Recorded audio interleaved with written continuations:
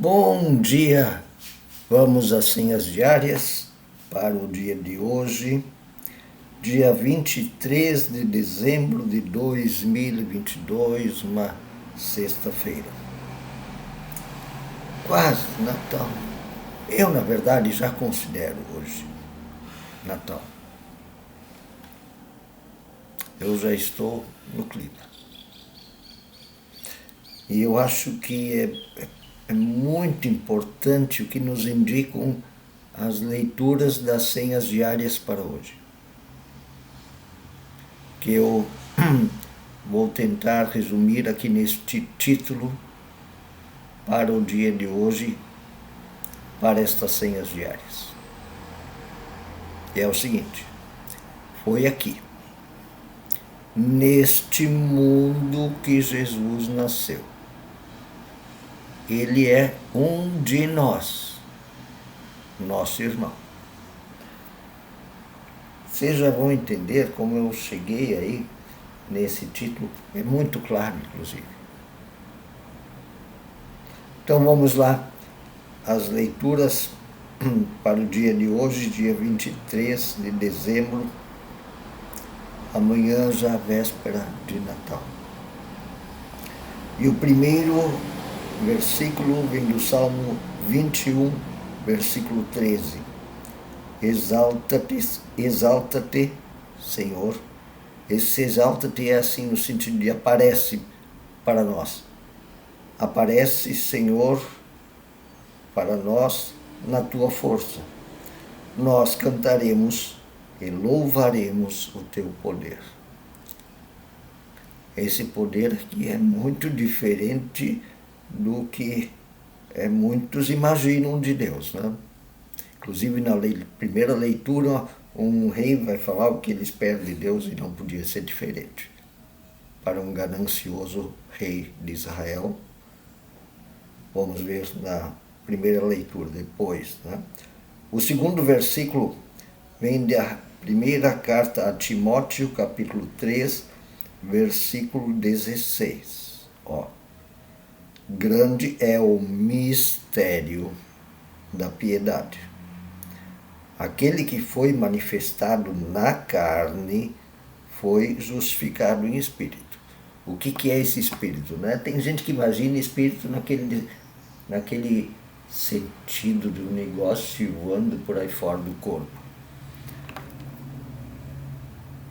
Grande é o mistério da piedade. Aquele que foi manifestado na carne, Jesus, né, na carne, ser humano, foi justificado em espírito, visto pelos anjos. Quem são os anjos? Os mensageiros de Deus, né? Mensageiros, mensageiras. Pregado entre os gentios.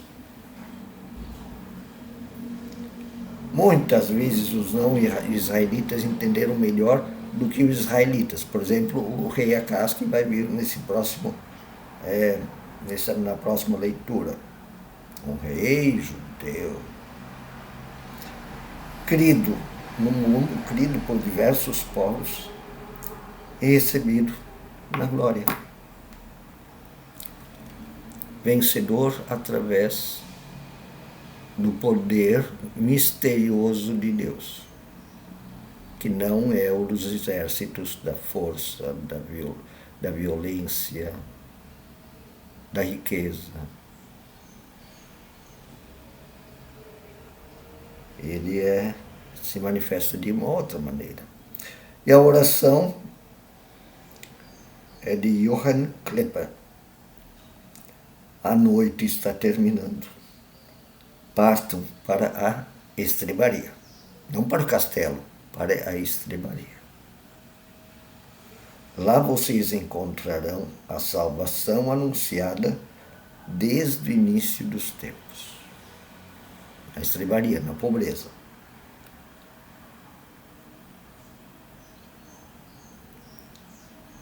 Anunciada desde o início dos tempos, desde que o pecado aconteceu, ou foi iniciado, surgiu.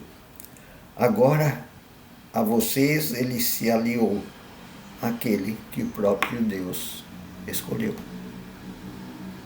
Ele se uniu a vocês, seres humanos,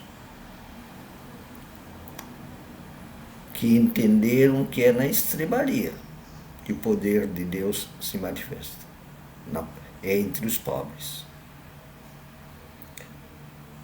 É do lado contrário da força violenta dos exércitos, do poder sobre os outros, lado contrário da riqueza. A primeira leitura para o texto de hoje é de Isaías capítulo 7, versículos 10 a 14. Novamente um profeta. Até a gente tem que ler os profetas para conseguir entender mesmo a Bíblia. Isaías 7, 10 a 14. Disse ainda o Senhor a Acaz. Acaz é um descendente de Salomão ali, aqueles reis de Israel. E aí o Senhor disse a ele, através de Isaías, o profeta: peça ao Senhor, ao seu Deus, um sinal miraculoso, e que seja das maiores profundezas, seja das alturas mais elevadas. Mas Acaz disse: não pedirei, não porei o Senhor à prova. Sabe por que ele disse isso? Aí tem que ler lá o que Acaz, esse rei de Israel, fez. Ele fez acordos com outros reis poderosos. Então ele confiava em exércitos, poder, e em manter o seu poder. Ele já desconfiava, esse Javé só apronta para mim, que eu prefiro o poder, não Javé. Disse então Isaías: ouçam agora, descendentes de Davi. Davi era um mercenário, tá? Um ganancioso. Ele queria mesmo a riqueza e poder. Ouçam agora, descendentes de Davi. Não basta vocês abusarem da paciência dos seres humanos, ficam roubando os seres humanos, também agora abusam da paciência do meu Deus.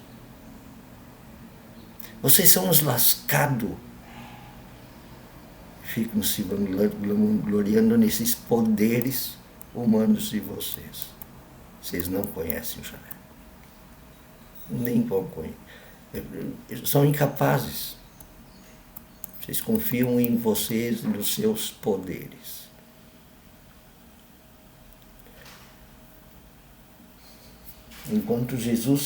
Enquanto Deus, Javé, se revela em bem outro lugar.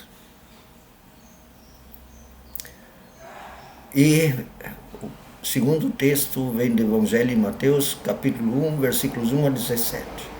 Ele localiza onde Jesus nasceu. Não está falando agora da estrebaria, isso vai falar depois. Ele vai dizer: Jesus se localiza na humanidade. Essa dos reis israelitas que não acreditavam na vontade de Javé, eles acreditavam no poder, na riqueza. Ele vai citar um monte de gente de Israel. Mateus 1, 1 a 17. Registro da genealogia de Jesus Cristo, filho de Davi, filho de Abraão. Tá? Coloca Jesus na linha, inclusive na linha desses seres humanos todos tão pecadores, tão exibidos, tão autoconfiantes no seu poder. A genealogia de Jesus faz parte da história pecaminosa do ser humano e de Israel. Genealogia de Jesus, filho de Davi, filho de Abraão. Abraão gerou Isaac, Isaac gerou Jacó, Jacó gerou Judá e seus irmãos, Judá gerou Pérez e Zerá, cuja mãe era Tamar, Pérez gerou Esrom, Esrom gerou Arão, Arão gerou Aminadab, Aminadab gerou Nasson, Nasson gerou Salmão, Salmão gerou Boaz, Boaz, cuja mãe foi Raabe, Boaz gerou Obed, cuja mãe foi Rute, Obed gerou Jessé, e Jessé gerou Davi, Davi gerou Salomão, que queriam se matar, cuja mãe tinha sido mulher de Urias. Salomão gerou Robão, mais irmãos que querem se matar. Robão gerou Abdias, Abdias gerou Asa. Ali tinha um monte de assassinato, parecia Império Romano, né? Um irmão querendo matar o outro, e todos eram exploradores. Exploradores mesmo, geravam inclusive escravidão entre o povo israelita. Asa gerou Josafá, gerou Robão, Uzias gerou Jotão, Jotão gerou Acás, esse aí que eu li há pouco, Acás gerou Ezequias, Ezequias gerou Manassés, Manassés gerou Amon, Amon gerou Josias, todos esses reinos injustos de Israel. E Josias gerou Jeconias e seus irmãos no tempo do exílio da Babilônia, que os profetas disseram que aconteceu por causa da injustiça de Israel. Jeconias gerou Salatiel, Salatiel gerou Zorobabel, Zorobabel gerou Abiúde, Abiúde gerou Eliaquim, Eliaquim gerou Azor, que gerou Sadoc, Sadoc gerou Aquim, Aquim gerou Eliúde, Eliúde gerou Eleazar, Eleazar gerou Matã, Matã gerou Jacó, e Jacó gerou José, marido de Maria, do qual nasceu Jesus, que é chamado o Cristo. O Cristo não é sobrenome, tá? É um título. Assim, ao todo, houve 14 gerações de Abraão a Davi, 14 de Davi até o exílio da Babilônia, e 14 do exílio da Babilônia até o Cristo.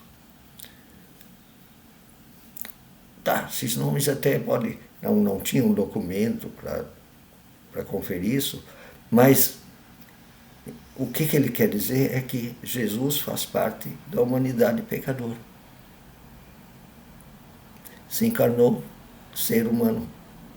Deus veio, se tornou ser humano, se tornou como nós, nosso irmão. E aí é que ele se revela. Isso é muito importante. No Natal nós não estamos falando de uma coisa fora da realidade. Não, nós estamos falando da realidade.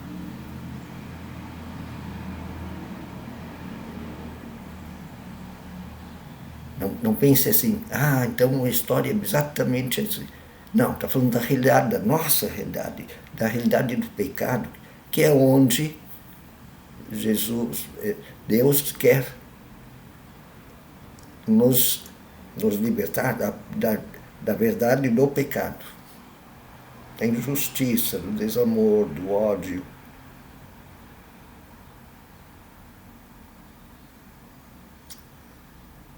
E por isso eu me emociono mais, porque não é de uma coisa fora da realidade, não é uma historinha da carrochinha, não, é sobre esse mundo.